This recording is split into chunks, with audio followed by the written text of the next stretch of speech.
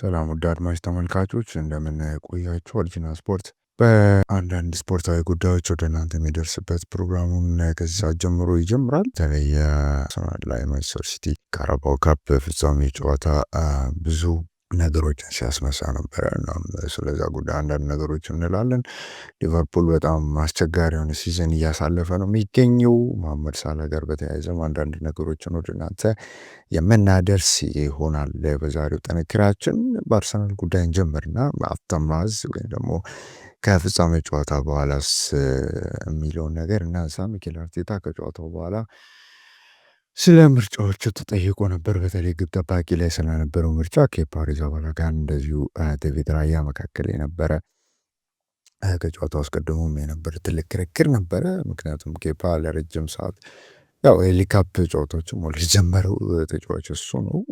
አንድ ትዊት እንደውም እየተመለከትን ነበረ። ኤክስ ገጽ ላይ ትዊት የተደረገ ትዊት ነበረ። ልክ ኬፓ አሪዛባላጋ ከአርሰናል ጋር ስሙ ሲያያዝ የተነገረ ትዊት ነበር እና ሪሰርፌስ እያደረገ ስላለ መመልከት እንችላለን። እና ጠብቁ ኬፓ የፍጻሜ ጨዋታ ላይ ከፕ ፋይናል ወይም ደግሞ የዋንጫ ፍጻሜ ጨዋታ ላይ ስህተት ሲሰራና ራሱ ላይ ግብ ሲያስቆጠር ጠብቁ። ዴቪድ ራያ የዛን ሰዓት ኢንጁርድ ይሆናል። ኬፓን አሰልፎ አርሰናል ማለት ነው ሚኬል አርቴታ ራሱ ላይ ግብ ያስቆጥራል ኬፓ ሚል ትዊት ተደርጎ ነበር። ገና ስሙ ከአርሰናል ጋር ሲያያዝ እና እንዴት ኦኬዥኖቹ ኮኢንሲደንሱ እንደገጠመ ማየት የምንችልበት ሌላ አጋጣሚ ይመስላል በአርሰናል ጉዳይ እና በባለፈውም ጨዋታ ውስጥ ሁሉንም ነገር ኬፓ ላይ ወስደን አናስቀምጠውም። ነገር ግን ያው በጨዋታው ላይ ትልቅ ኢምፓክት የነበረው የመጀመሪያ ግብ ሲቆጠር ኢምፓክት ነበረው። ስለ ጨዋታው ብዙ ነገር ተነስቷል። በጨዋታው ላይ የቋሚ 11 ላይ የነበረውን ነገር ቀድሜ ላሳብዬ ነው እንጂ በአርሰናል በኩል በጣም ለረጅም ጊዜ ኦፍ የሆኑበት ወይም ደግሞ በጨዋታው ላይ አላይቭ ያልነበሩበት ከመጀመሪያዎቹ 10 ደቂቃ በኋላ ብዙም በጨዋታው ላይ ኢምፓክትፉል ያልሆነ ጨዋታ ማለት ይቻላል። አርሰናል በጣም ሲቸገር የነበረበት ጨዋታ ነው ማለት ይቻላል። ነገር ግን ኢሷን የአርሰናል ፐርስፔክቲቭ ከአርሰናል ፖይንት ኦፍ ቪው የተመለከት ነው። ከማንቸስተር ሲቲ ፖይንት ኦፍ ቪውም ስንመጣ ፔፕ በቅርብ ጊዜ በጣም በተደጋጋሚ ኤክስፐሪመንቶችን እያስመለከተን ነበረ። በተለይ ፊት መስመር ላይ የነበሩ ኤክስፐሪመንቶችን እየተመለከተን ነበረ። በማንቸስተር ሲቲ በኩል በተለይ በሪያል ማድሪዱ ጨዋታ ከዛም አቻ በተለያየባቸው የኖቲንጋም ፎረስቱን ጨዋታ ከዛም በኋላ በተደረገው ለአርሰናል ትልቅ ነጥብ የነበረው የዌስትሃሙን ጨዋታ ላይ እንደዚሁ ኤክስፐሪመንቶችን እየተመለከትን ነበር። በተለይ ከዛ የሊቨርፑል ድል በኋላ ማንቸስተር ሲቲ ሊቨርፑልን ካሸነፈ በኋላ ፔፕ ሊንደርስ የቀድሞ የክሎፕ መከተል የነበረው ያው ፔፕ ሊንደርስ ብዙ ጊዜ የሚታወቀው በክሎፕም ስር ያው ገንዘብ ፕሬስን የእግር ኳስ መንገድ እንደሚጠቀም ይታወቃል። የሊቨርፑል አለቃ የርገን ክሎፕ እና በዚህ ውስጥ ደግሞ ገንዘብ ፕሬስን ወደ ሌላ ሌቭል ከፍ ያደረገው ደግሞ ወደ ተሻለ ሌቭል ከፍ ያደረገው ቁልፍ ሰው ደግሞ ወሳኝ ሰው ተብሎ የሚነሳ ነው ፔፕ ሊንደርስ እና ፔፕ ጋርዲዮላም ስር እንደዚሁ የተለያዩ የፕሬሲንግ ተጽዕኖዎችን ሲያደርግ ስንመለከት ነበር። በተለይ በማንቸስተር ሲቲ በኩል እንደውም በቅርብ ጊዜ ለረጅም ጊዜ ማንቸስተር ሲቲ በሁለተኛ አጋማሽ ጥሩ ከማሆኑባቸው አጋጣሚዎች እንደዚሁ በመከላከልም በጣም መልሶ ማጥቃት የሚጋለጥባቸው ብዙ የግብ ዕድሎች የሚፈጠርባቸው ማንጋት ስንመለከት ከዚህ ጋር የተያዘ ነው ተብሎ ይነሳ ነበረ።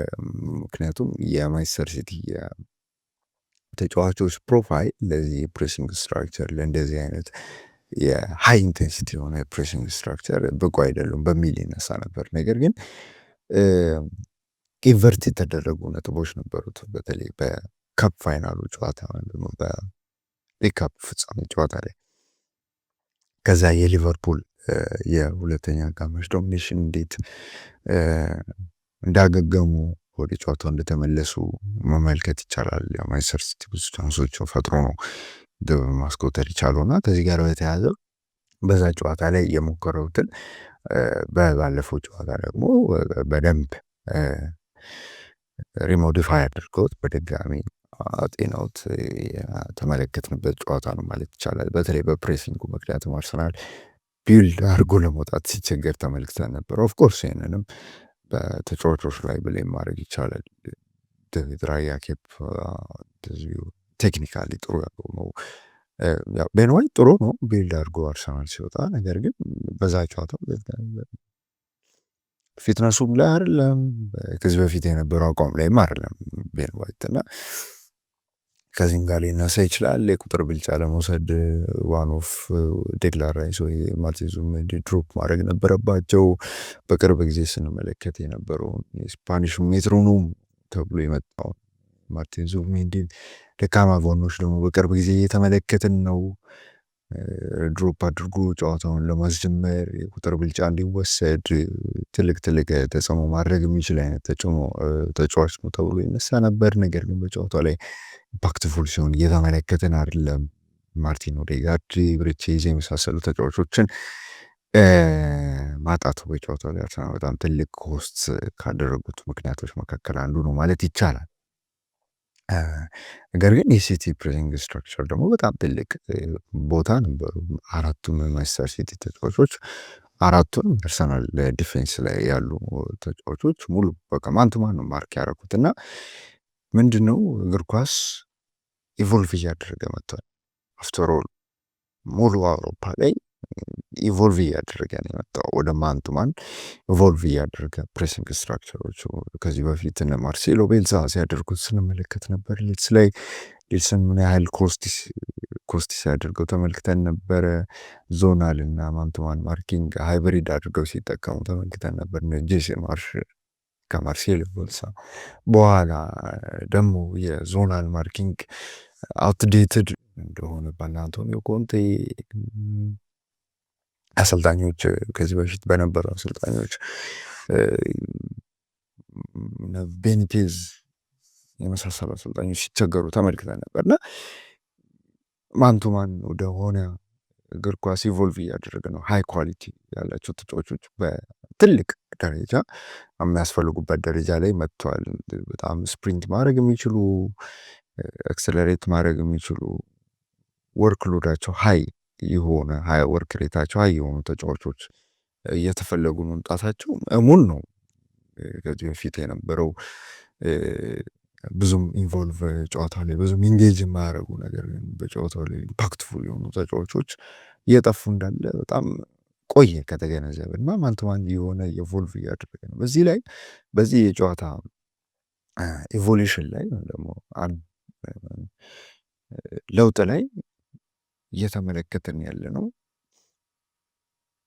በጣም ጥሩ ቡድኖችን እየተመለከትን ነው። በጣም ግሩም የሆኑ ቡድኖችን የተመለከቱ ማን ተቃራኒ ቡድን ኪል ማድረግ የሚችሉ እንደ ፓሪስ ሴን ዠርማ የመሳሰሉ ቡድኖችን ምክንያቱም እያንዳንዱ ተጫዋች ስፕሪንት አድርጎ መውጣት ይችላል ወይም ደግሞ ራሱ ማን ነው አይደለም። ስለዚህ አንድ ተጫዋች ከሌላኛው ተጋጣሚ ቡድን አንድ ተጫዋች ጋር ነው ማርክ እየተደረገ ያለው። ስለዚህ ሶኮልድ አናዘር ፕሌየርን ደግሞ ተጋጣሚ ቡድን ተጫዋች አንዱን ማርክ ያደርጉን ተጫዋች የሚያልፍ ከሆነ ተጫዋች በቃ የተጋጣሚ ቡድን ሙሉ እቅድ ማፈራረስ ይችላል ማለት ነው። ወይ ደግሞ ይሄ ቡድን ማሸነፍ የሚችልበትን ትልቅ ፕላትፎርም መፍጠር ይችላል ማለት ነው። እና ከዚህ ጋር በተያያዘ ማን ማርኪንግ በቅርብ ጊዜ እየተመለከተ ነው። በዚህ ውስጥ ደግሞ ፍሎሪሽ እያደረጉ ያሉት ፓሪስ ሴን ዠርማ፣ ባየር ሙኒክ፣ ማድሪድም ማንሳት ይቻላል። ኢንዲቪዥዋሊ በጣም ጥሩ ተጫዋቾች ያሏቸው ቡድኖች በፍጹም ለመቆጣጠር የሚከብዱ ቡድኖች ናቸው። ምክንያቱም በጣም ፍሉድ ናቸው፣ ቴክኒካሊ በጣም ጥሩ ናቸው። ማርክ ያደረጋቸውን እያንዳንዱን ተጫዋች ማለፍ ይችላሉ ወይ በድሪብል ወይ ደግሞ ስፕሪንት በማድረግ ወደ ሀይ ወደ ሆነው ደግሞ ወደ ሀየር ፒች ድራይቭ በማድረግ ቡድኑን ከፕሬዠር ፍሪ ማድረግ የሚችሉ ተጫዋቾች አሏቸው ማለት ነው። እና ከዚህ ጋር በተያያዘ አርሰናል ላክ ከሚያደርጋቸው ተጫዋቾች መካከል አንዱ ይሄ ነው። ካላፊዮሪ ከዚህ በፊት ሲያደርገው ተመልክተን ነበር። ወይ ኦዲጋርድ ዲፕ ተቀብሎ ኳሱን ወደ ሃይር ኦፍ ፒች እየገፋ መውሰድ የሚችልባቸው አጋጣሚዎች ነበሩ። ኑሊፋይ አንደር ፕሬዠር ኳስን ተረክበው ሪሊፍ ማድረግ የሚችሉ ተጫዋቾች ነበሩትና ያንንም ላክ ባለፈው ጨዋታ ተመልክተ ነው ነበር። ያው በማንቸስተር ሲቲ እና በአርሰናል ጨዋታ ማለት ነው። አፍተር ማዝ ወይም ደግሞ ከጨዋታው በኋላ የተለያዩ አስተያየቶች ሲሰጡ ነበር። ዴክላን ራይስ ከጨዋታው በኋላ አንድ ጨዋታ ሙሉ በሙሉ አይወስነንም፣ ሌሎች 3 ዋንጫዎች ይቀሩናል። የዚህ ጨዋታ ፍጻሜ ወይም ደግሞ ሽንፈቱ ለሌሎቹ ኮምፒቲሽኖች ፊል ይሆኑናል፣ ወይም ደግሞ ይሄ ሃንግሪ እንድንሆን ወይም ደግሞ በጣም ረሀብተኛ እንድንሆን ይረዱናል፣ እንደ ነዳጅ ይሆኑናል የሚል አስተያየት ሲሰጥ ነበርና ያው አርሰናል ብዙ ጊዜ ይሄ ፍጻሜ ደርሰው የተሸነፈባቸው ኮምፒቲሽኖች መካከል ቀዳሚ ይሄ ነው። በሊግ ካፕ ነው በጣም ብዙ ጊዜ እየተሸነፈው። አንዴ በስኖፊልድ ይሸነፋል፣ አንዴ በበርሚንግሃም ይሸነፋል፣ ቼልሲ፣ ሌስተር ሲቲ በፔፕ ስር ለዋንጫ ሲያሸንፉ የሁለተኛ ጊዜ ነው። በአርሰን ቬንገር ከዚህ ቀደም አርሰናልን መርታት ችሎ ነበረ። የመጀመሪያም ዋንጫ ነው። ፔፕ ብዙ ጊዜ ያነሳው ዋንጫ ነው። አርሰናል ብዙ ጊዜ የተቸገረበት ዋንጫ ነው። በልቶታውን ፍጻሜ ደርሶ ሲሸነፍ ተመልክተናል እና አርሰናል ከሚቸገርባቸው ኮምፒቲሽኖች መካከል አንዱ ነው ዋንጫ ደረጃ። ነገር ግን ምንድን ነው አሁን ይሄ የፍጻሜ ጨዋታ ሽንፈት ወደ ሊጉ ይጋባሉ፣ ወደ ሌሎቹ ኮምፒቲሽኖች ይጋባሉ የሚል ነው። ተጫዋቾቹ ያው እንደ ኳድራፕል ነው፣ እንዳለመታደል ሆኖ ፍጻሜ ጨዋታ ላይ ነው የተሸነፉት። ያም ማለት ምንድን ነው ለውድድሩ የሚያስፈልገውን ነገር በሙሉ አውጥተው ሰጥተዋል። ነገር ግን ፍጻሜ ጨዋታ ላይ ነው ሉዝ ያደረጉት። ኦፍኮርስ ፍጻሜ ጨዋታ ላይ ዴካቨርስ ቪክተር ኬረሽ ፊት መስመሩ ላይ በጣም ብዙ ጥያቄዎች ማንሳት ይቻላል። ነገር ግን ይሄ የፍጻሜ ጨዋታ ሽንፈት ወደ ፕሪሚየር ሊግ ይገባ። ጥሩ ሜንታሊቲ ሞንስተሮች አሉት አርሰናል። ከዚህ በፊት 3 ሽንፈቶች ነው ከዚህ ውጭ ከፍጻሜ ጨዋታ ውጭ የተሸነፈው አርሰናል። 3ቱም ላይ ሪያክት ያደረገበት መንገድ በጣም ጥሩ ነው። ምክንያቱም ከዚህ ጨዋታ በፊት የተሸነፈው በማንቸስተር ዩናይትድ ነው፣ ሌላኛው ማንቸስተር ክለብ 14 ጨዋታ ሳይሸነፍ ነው ወደዚህ ጨዋታ የመጣው። ከዛ የማንቸስተር ዩናይትድ ሽንፈት በኋላ 14 ተከታታይ ጨዋታዎች ላይ አልተሸነፈም። 4ቱ ላይ ነው አቻ መለያየት የቻለው ካልተሳሳትኩ። ሊቨርኩሰን ጨዋታ፣ ወልቭስ፣ ኖቲንግሃም ፎረስት፣ ሊቨርፑል መሀል ላይ ሌላ ቻለኞች እና እንደውም በጥሩ ሁኔታ ነው ሪያክት ያደረገው አርሰናል። ሚድል ኦፍ ዚስ ራን ከቶተንሃም ጋር ከቼልሲ ጋር ኦፍኮርስ ጥሩ ቡድን አልነበረም። ከነዚህ ቡድኖች ጋር መጫወት ነበር፣ ሊቨርፑል ጋር መጫወት ነበረበት። በጣም ፈታኝ የሚባሉ ጨዋታዎች እንደ ብራይተን ጋር የነበሩ ጨዋታዎች ነበሩ። ከኤቨርተን ጋር ሜንታሊቲ ማይንድሴት ጥያቄ የነበረው ጨዋታ ማድረግ ነበረበት። ስለዚህ አርሰናል በዚህ መልክ ነበር ሪያክት ያደረገው። ከዛ በፊት የነበረው ጨዋታ ላይ ከኤቨርተን ከአስቶን ቪላ ነበር ሽንፈት ማስተናገድ የቻለው 12 ጨዋታ። ከዛ ሽንፈት በኋላ አልተሸነፈም። ጥሩ ሪያክሽን፣ በጣም ጥሩ ሪያክሽን ነው ማለት በጣም ጥሩ ሪያክሽን። ከዛ በፊት የነበረው ጨዋታ ላይ ከሊቨርፑል ነበር የተሸነፈው። ገና በጊዜ ነው አንፊልድ ላይ የነበረው ጨዋታ ላይ ሲዝኑ መጀመሪያ አካባቢ ነበረ ሽንፈቱን ያስተናገደው። ከዛ በኋላ 18 ጨዋታዎችን አልተሸነፈም፣ እስከ አስቶን ቪላው ጨዋታ ማለት ነው። እና ጥሩ ሪያክት ሲያደርግ የመጣ ቡድን ነው። ከዚህ ጋር በተያያዘ በማይንድ ሳይት ብዙ አምበሎች ያሉት ቡድን ነው የሚባል ማጋነን ነው። ፒየር ኢንካፒ አምበል ነበረ። ዴክላን ራይስ ከዚህ በፊት አምበል የነበረ ተጫዋች ነው። ጋብርኤል ማጋሌሽ አምባልነት ልምድ ያለው ተጫዋች ነው። ብዙ ይሄ ሜንታሊ ማይንድ ሴቱን የቡድኑን መቀየር የሚችሉ ብዙ ተጫዋቾች ሪስፖንስብል መሆን የሚችሉ በጨዋታ ላይ በቡድኑ መንፈስ ላይ ኢምፓክት ማድረግ የሚችሉ ሪዚሊየንስ ያላቸው ተጫዋቾች ያለው ኔሴሰርሊ አምበል መሆን ሪዚሊየንት አያደርግም። ነገር ግን ያንን የቡድኑን መንፈስ ኪፕ ማድረግ የሚችሉ አይነት ብዙ ተጫዋቾች ሊደሮች ያሉት ቡድን ነው አርሰናል። ማርቲን ኦዴጋርድ ሌላኛው አምበል ነው ከዚህ በፊት እና በብሔራዊ ቡድን አምበል የሆኑ ተጫዋቾችም አሉት እና ከዚህ ጋር በተያያዘ በጥሩ ሁኔታ ሪያክት እንዲያደርግ ይጠበቃል። ኦፍኮርስ ከዚህ በኋላ ኤክስኪውዝም የለም በአርሰናል በኩል በዚህ ረገድ እና በቀጣይ ጨዋታዎችም በጥሩ ሁኔታ ሪያክት ያደርጋል ተብሎ ይጠበቃል። ከኢንተርናሽናል ብሬኩ በኋላ የኤፍኤ ካፕ ታይ ከሳውዝሃምፕተን ይጠብቀዋል። ከበርንማውዝ ጋር በሜዳው የሚያደርገው የፕሪሚየር ሊግ ጨዋታ አለ። ወደ ኢታድ ተጉዞ ደግሞ ከማንቸስተር ሲቲ ጋር የሚያደርገው ጨዋታ አለ። በዛ መሀል የሻምፒዮንስ ሊግ መርሃ ግብር ከስፖርቲንግ ሊዝበን ጋር የሚያደርገው ጨዋታ አለ እና በእነዚህ ጨዋታዎች ሪያክት ያደርጋል ተብሎ ይጠበቃል።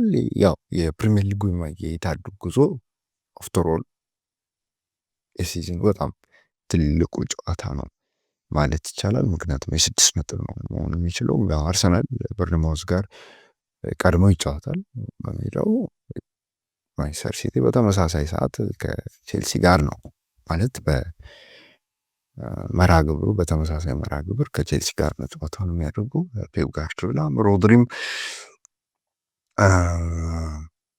ገና ነው ገና ብዙ ይቀረዋል ፕሪሚየር ሊጉ እያሉ ከጨዋታው በዛ ጨዋታ ላይ የሞከረውትን ባለፈው ጨዋታ ደግሞ በደንብ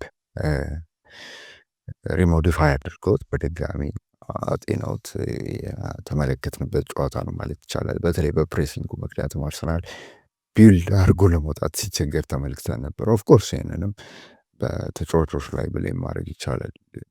ዴቪድ ራያ ኬፕ ቴክኒካሊ ጥሩ ያለው ነው።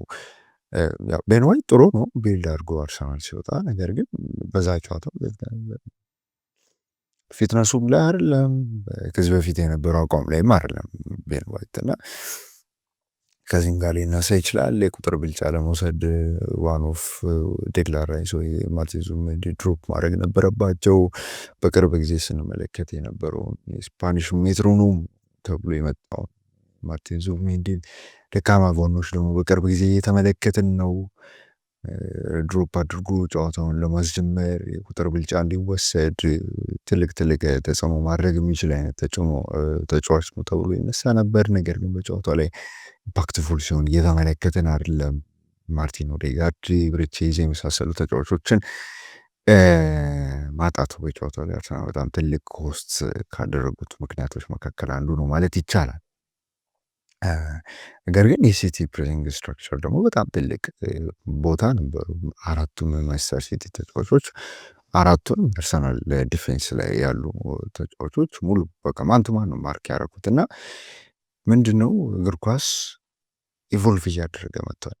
አፍተርኦል ሙሉ አውሮፓ ላይ ኢቮልቭ እያደረገ ነው የመጣው ወደ ማንቱማን ኢቮልቭ እያደረገ ፕሬሲንግ ስትራክቸሮቹ ከዚህ በፊት እነ ማርሴሎ ቤልዛ ሲያደርጉት ስንመለከት ነበር። ሌትስ ላይ ሌትስን ምን ያህል ኮስቲ ሲያደርገው ተመልክተን ነበረ። ዞናል እና ማንቱማን ማርኪንግ ሃይብሪድ አድርገው ሲጠቀሙ ተመልክተን ነበር። ጄሲ ማርሽ ከማርሴሎ ቤልዛ በኋላ ደግሞ የዞናል ማርኪንግ አውትዴትድ እንደሆነ ባና አንቶኒዮ ኮንቴ አሰልጣኞች ከዚህ በፊት በነበሩ አሰልጣኞች ቤኒቴዝ የመሳሰሉ አሰልጣኞች ሲቸገሩ ተመልክተን ነበርና ማንቱማን ወደሆነ እግር ኳስ ኢቮልቭ እያደረገ ነው። ሃይ ኳሊቲ ያላቸው ተጫዋቾች በትልቅ ደረጃ የሚያስፈልጉበት ደረጃ ላይ መጥተዋል። በጣም ስፕሪንት ማድረግ የሚችሉ አክሰለሬት ማድረግ የሚችሉ ወርክ ሎዳቸው ሃይ የሆነ ወርክ ሬታቸው ሃይ የሆኑ ተጫዋቾች እየተፈለጉ መምጣታቸው እሙን ነው። ከዚህ በፊት የነበረው ብዙም ኢንቮልቭ ጨዋታ ላይ ብዙም ኢንጌጅ የማያደርጉ ነገር ግን በጨዋታው ላይ ኢምፓክትፉል የሆኑ ተጫዋቾች እየጠፉ እንዳለ በጣም ቆየ ከተገነዘብን እና ማን ቱ ማን የሆነ ኢቮልቭ እያደረገ ነው። በዚህ የጨዋታ ኢቮሉሽን ላይ ወይም ደግሞ ለውጥ ላይ እየተመለከትን ያለ ነው። በጣም ጥሩ ቡድኖችን እየተመለከትን በጣም ግሩም የሆኑ ቡድኖችን የተመለከቱ ማን ቱ ማን ተቃራኒን ቡድን ኪል ማድረግ የሚችሉ እንደ ፓሪስ ሴን ዠርማ የመሳሰሉ ቡድኖችን። ምክንያቱም እያንዳንዱ ተጫዋች ስፕሪንት አድርጎ መውጣት ይችላል፣ ወይም ደግሞ ራሱ ማን ቱ ማን ነው አይደለም። ስለዚህ አንድ ተጫዋች ከሌላኛው ተጋጣሚ ቡድን አንድ ተጫዋች ጋር ነው ማርክ እየተደረገ ያለው።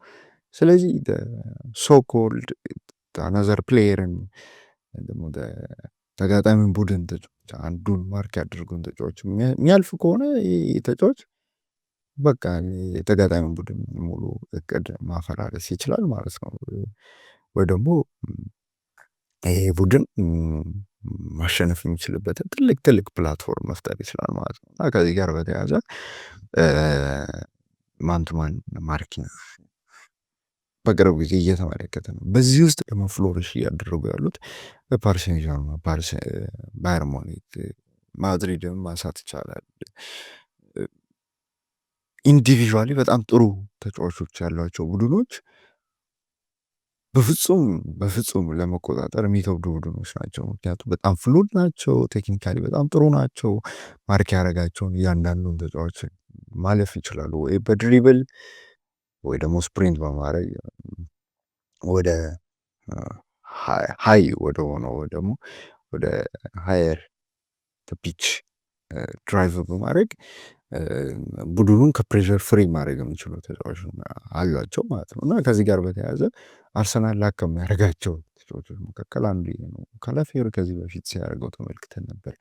ወይ ኦዲጋርድ ዲፕ ተቀብሎ ኳሱን ወደ ሀየር ኦፍ ፒች እየገፋ መውሰድ የሚችልባቸው አጋጣሚዎች ነበሩ። ኑሊፋይ አንደር ፕሬሸር ኳስን ተረክበው ሪሊፍ ማድረግ የሚችሉ ተጫዋቾች ነበሩትና ያንንም ላክ ባለፈው ጨዋታ ተመልክተ ነው ነበር። ያው በማንቸስተር ሲቲ እና በአርሰናል ጨዋታ ማለት ነው። አፍተር ማዝ ወይም ደግሞ ከጨዋታው በኋላ የተለያዩ አስተያየቶች ሲሰጡ ነበር። ዴክላን ራይስ ከጨዋታው በኋላ አንድ ጨዋታ ሙሉ በሙሉ አይወስነንም፣ ሌሎች 3 ዋንጫዎች ይቀሩናል። የዚህ ጨዋታ ፍጻሜ ወይም ደግሞ ሽንፈቱ ለሌሎቹ ኮምፒቲሽኖች ፊውል ይሆኑናል፣ ወይም ደግሞ ይሄ ሃንግሪ እንድንሆን ወይም ደግሞ በጣም ራብተኛ እንድንሆን ይረዱናል፣ እንደ ነዳጅ ይሆኑናል የሚል አስተያየት ሲሰጥ ነበርና ያው አርሰናል ብዙ ጊዜ ይሄ ፍጻሜ ደርሰው የተሸነፈባቸው ኮምፒቲሽኖች መካከል ቀዳሚ ይሄ ነው። በሊግ ካፕ ነው በጣም ብዙ ጊዜ የተሸነፈው። አንዴ በስኖፊልድ ይሸነፋል፣ አንዴ በበርሚንግሃም ይሸነፋል፣ ቼልሲ፣ ሌስተር ሲቲ በፔፕ ስር ለዋንጫ ሲያሸንፉ የሁለተኛ ጊዜ ነው። በአርሰን ቬንገር ከዚህ ቀደም አርሰናልን መርታት ችሎ ነበረ። የመጀመሪያም ዋንጫ ነው። ፔፕ ብዙ ጊዜ ያነሳው ዋንጫ ነው። አርሰናል ብዙ ጊዜ የተቸገረበት ዋንጫ ነው። በልቶታውን ፍጻሜ ደርሶ ሲሸነፍ ተመልክተናል እና አርሰናል ከሚቸገርባቸው ኮምፒቲሽኖች መካከል አንዱ ነው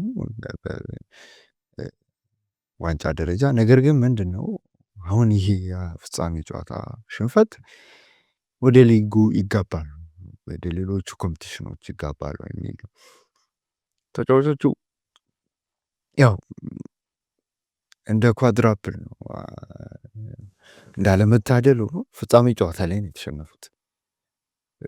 ያም ማለት ምንድን ነው ለውድድሩ የሚያስፈልገውን ነገር በሙሉ አውጥተው ሰጥተዋል። ነገር ግን ፍጻሜ ጨዋታ ላይ ነው ሉዝ ያደረጉት። ኦፍኮርስ ፍጻሜ ጨዋታ ላይ የካቨርስ ቪክተር የከረሽሌት መስመሩ ላይ በጣም ብዙ ጥያቄዎች ማንሳት ይቻላል።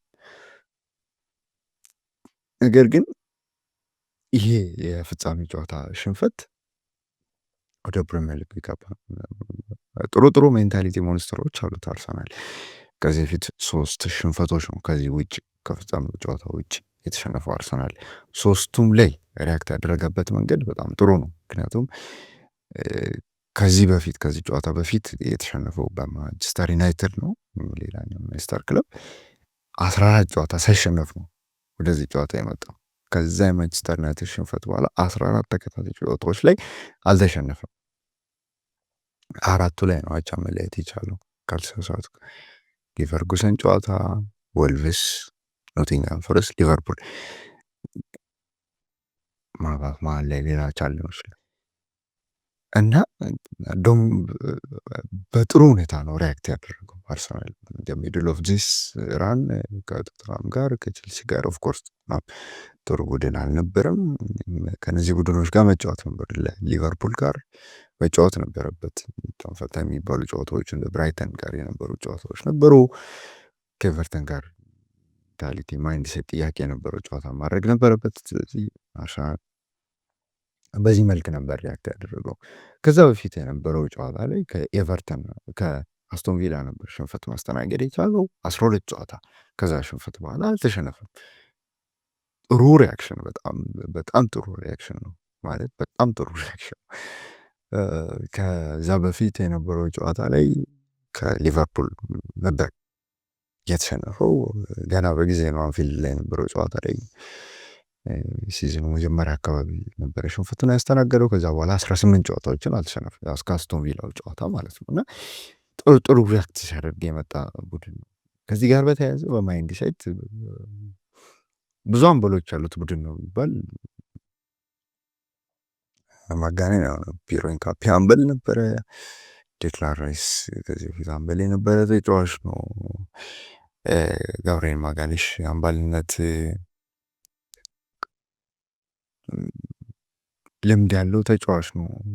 ብዙ ይሄ ሜንታሊ የማይንድ ሴቱን የቡድኑን መቀየር የሚችሉ ብዙ ተጫዋቾች ሪስፖንስብል መሆን የሚችሉ በጨዋታ ላይ በቡድኑ መንፈስ ላይ ኢምፓክት ማድረግ የሚችሉ ሪዚሊየንስ ያላቸው ተጫዋቾች ያለው ኔሴሰርሊ አምበል መሆን ሪዚሊየንት አያደርግም። ነገር ግን ያንን የቡድኑን መንፈስ ኪፕ ማድረግ የሚችሉ አይነት ብዙ ተጫዋቾች ሊደሮች ያሉት ቡድን ነው አርሰናል።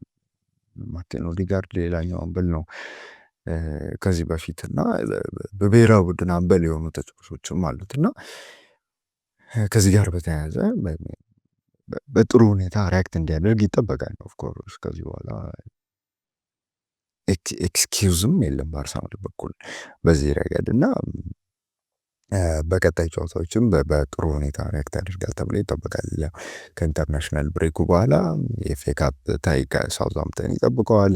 ከበርንማውዝ ጋር በሜዳው የሚያደርገው የፕሪሚየር ሊግ ጨዋታ አለ። ወደ ኢታድ ተጉዞ ደግሞ ከማንቸስተር ሲቲ ጋር የሚያደርገው ጨዋታ አለ። በዛ መሀል የሻምፒዮንስ ሊግ መርሃ ግብር ከስፖርቲንግ ሊዝበን ጋር የሚያደርገው ጨዋታ አለ እና በእነዚህ ጨዋታዎች ሪያክት ያደርጋል ተብሎ ይጠበቃል። ያው የፕሪሚየር ሊጉ የኢታድ ጉዞ ኦፍተሮል የሲዝን በጣም ትልቁ ጨዋታ ነው ማለት ይቻላል። ምክንያቱም የ6 ነጥብ ነው መሆኑ የሚችለው። አርሰናል በርንማውዝ ጋር ቀድሞ ይጫወታል በሜዳው። ማንቸስተር ሲቲ በተመሳሳይ ሰዓት ከቼልሲ ጋር ነው ማለት በመርሃ ግብሩ በተመሳሳይ መርሃ ግብር ከቼልሲ ጋር ነው ጨዋታውን የሚያደርጉ። ፔፕ ጋርዲዮላ ሮድሪም ገና ነው፣ ገና ብዙ ይቀረዋል ፕሪሚየር ሊጉ እያሉ ከጨዋታው በኋላ ከባለፈው ጨዋታው በኋላ አስተያየት ሲሰጡ ነበረ። ፕሪሚየር ሊጉ ላይ ያለው አውድ ሌላ ቢሆንም ነገር ግን አርሰናል በጥሩ ሁኔታ ሪያክት እንዲያደርግ ከሚጠበቅባቸው ጨዋታዎች መካከል አንዱ ነው። የአርሰናል ጉዳይ እዚህ ላይ ንግታውና ስለ ሊቨርፑል ደግሞ እናንሳ። ሊቨርፑል በዚህ ሲዝን በጣም እየተቸገረ ያለ ቡድን እንደሆነ እየተመለከትን ነው። በተለይ ባለፈው ጊዜ በተለይ በፕሪሚየር ሊጉ ይህንን እያስተዋልን ነበረ። ሻምፒዮንስ ሊግ ላይ የነበረው ጥሩ ፐርፎርም አድርጎ በሻምፒዮንስ ሊጉ ከጋላታሳራይ ጋር 4-0 የመልሱን ጨዋታ አሸንፎ ለቀጣይ ዙር ፕሮግረስ ማድረጉ ይታወቃል። ነገር ግን ባለፉት ጊዜያት ሲቸገር ስንመለከት ነበር። በተለይ በብራይተን መሸነፉን ተከትሎ ባለፈው ቶፕ 4 ላይ ያለው ወደ ሻምፒዮንስ ሊግ ለመሳተፍ ያለው ደግሞ ግስጋሴ ጥያቄ ውስጥ የገባበት ነበር። አመቱ ሲጀምር ያው ለዋንጫ ሲጠበቅ የነበረ ቡድን ነው። ለዋንጫ አለመጠበቅ የሚከብድ አይነት ቡድን ነው። ያለፈው አመት የፕሪሚየር ሊጉ ዋንጫ ማሳካት የቻለ ቡድን ነው። ነገር ግን በዚህ ሲዝን አስደንጋጭ የሚባሉ ሽንፈቶችም ስንመለከት የወልቭሱ ጨዋታን ማንሳት እንችላለን። የተለያዩ ቡድኖች ሲቸገር ስንመለከተው ነበር። ክሪስታል ፓላሱ ጨዋታ ላይ እንደዚሁ በተደጋጋሚ ሲቸገር የነበረባቸው ጨዋታዎች ናቸው። እንደዚሁ ሽንፈት አስተናግዷል። ነገር ግን ያው ሊቨርፑል ፍላው እየታወቀ ነው የጀመረው ማለት ይቻላል ይህንን ሲዝን፣ ወይም ደግሞ ክፍተቱ እየታወቀ ነው ማለት እንችላለን ይህንን ሲዝን እና እዛም ላይ ነው የቀጠለው ማለት ይቻላል። በፕሪሚየር ሊጉ በጣም ስትራግል እያደረገ ነው ያለው። ወደ ግማሽ ቢሊየን ተጫዋቾች ላይ ፈሰስ አድርጎ ነው በአንድ ክረምት ወደዚህ ሲዝንን የጀመረው።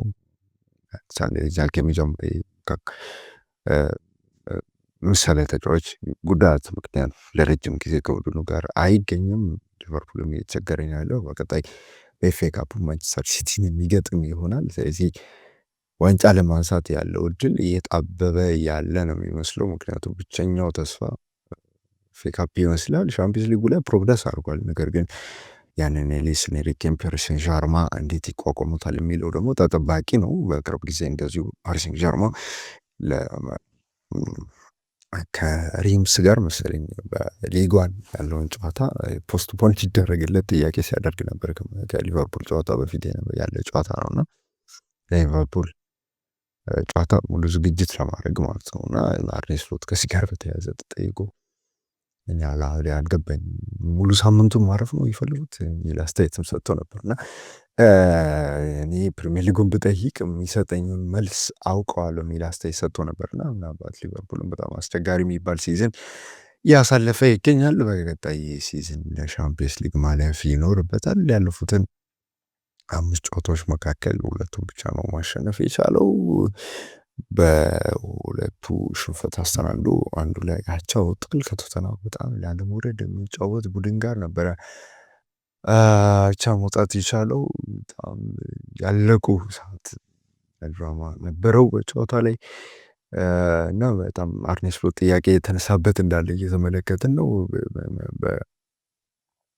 ከቡድኑ ጋር እንደ ከሊቨርፑል ጋር የሚለያዩ ይመስላል። ተጫዋቾች አጠቃቀም በዚህ ሲዝን ላይ ያለው አዳፕታቢሊቲ ጥያቄ የሚነሳበት ነው። የሱ ፍርሚያዎች ናቸው በዚህ ሲዝን ሙሉ በሙሉ ማለት ይቻላል።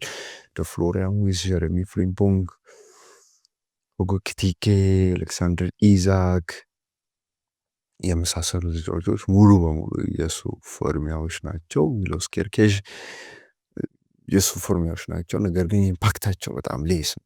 በተለይ በሊቨርፑል ጋር በተያያዘ ደግሞ በጣም ፍሉድ የሆነውን ፍሎሪያን ዊርትዝ ጋር ሳናያዝ ወይም ደግሞ እሱን ሳናነሳ ማለፍ አንችልም። ምክንያቱም በጣም ፍሉድ በመሆኑና አታኪንግ ላይ ያለው ተጽዕኖ